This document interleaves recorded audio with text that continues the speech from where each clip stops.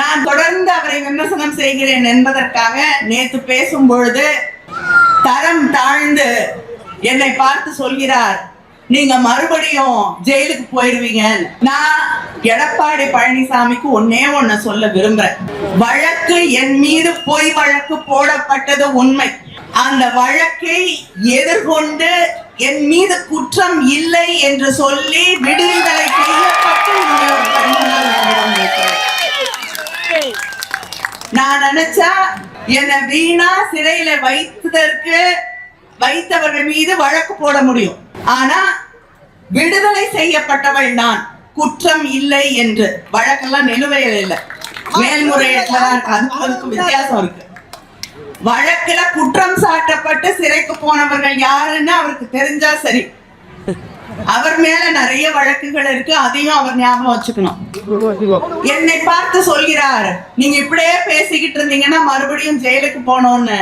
நான் கேக்குறேன், உங்களை எழுத்து பேசினா சிறைக்கு போகணும்னு மிரட்டுவீங்களா? இதைத்தான் பிஜேபி செய்து கொண்டிருக்கிறது.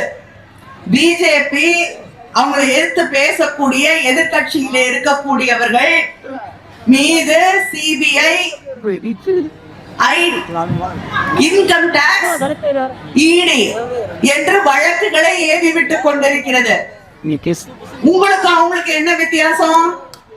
இதனாலதான் சொல்றோம், அண்ணா திமுகவை அமித்ஷா திமுக ஆக்கிட்டீங்கன்னு. அவர் என்னை பார்த்து சொல்கிறார், இப்படியே பேசிக்கிட்டு இருந்தீங்கன்னா மறுபடியும் ஜெயிலுக்கு போனோம்னு. ஒண்ணு சொல்ல விரும்புறேன், நான் தலைவர் கலைஞர் முத்துவேல் கருணாநிதி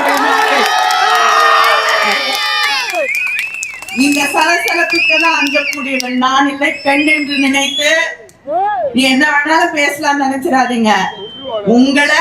உங்களை போல 100 பேரை வெற்றி பெற்ற தலைவர் கலைஞர் அவர்களுடைய மகள் நான்.